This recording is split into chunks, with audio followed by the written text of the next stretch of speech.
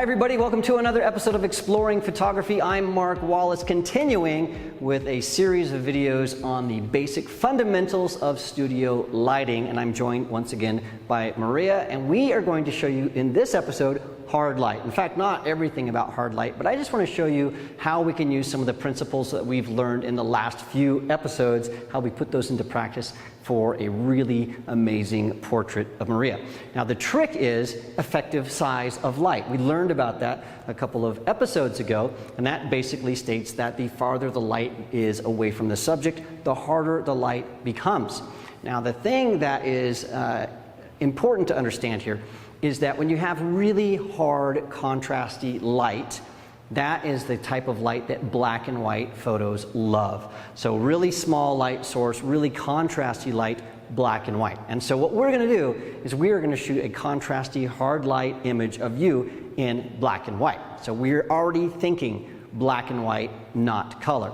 So now that we understand that black and white is what we're going to do, let me show you how this is set up, because it's pretty simple. We're just using the principles that we learned in past episodes. Now the first thing is the light itself. We're using actually the same exact softbox that we used for our soft light episode.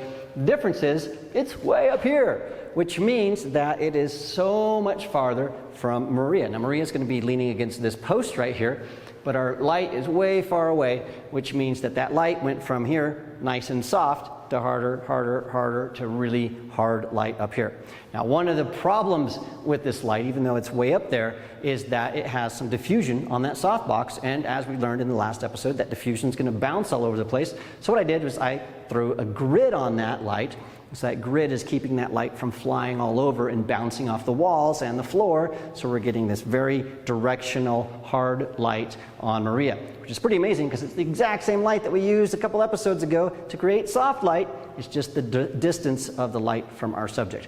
Now let's talk about the black and white aspect of this. We have this gray column right here that I absolutely love. I'm going to be shooting this way. Behind this gray column, we have this door, these stairs. Notice that we have this very, very dark, almost black right here, white, and we have some stairs over here that are different shades of gray. So this background here is going to look pretty darn cool in black and white. And I'm going to really turn up the contrast in post-production and make this look really cool. So that's all there is to it. A light that's not very close, use a grid if you have to keep that light from bouncing around, get a really nice black and white sort of monotone, monochromatic background, and a fantastic model, and that's all there is to it. So without further ado, we're going to start shooting this awesome image.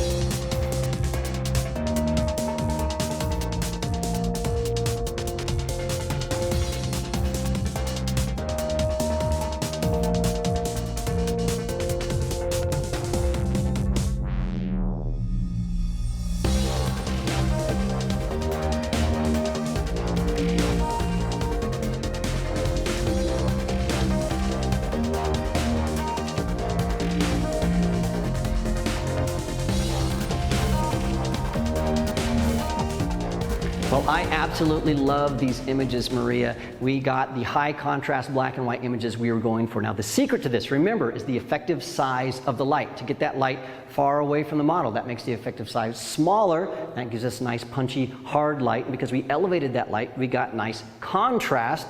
And so contrast and hard light loves black and white imagery, and that's why that worked. Now, Maria, you've been a fantastic model in this entire series of basic fundamentals of studio lighting here in the studio. And so if you didn't catch those past episodes, make sure you look at those. And if you want to look at every single future episode, don't forget to subscribe to Adorama TV. It's absolutely free. That way you don't miss a single episode. Thank you so much for joining us, and I will see you again next time.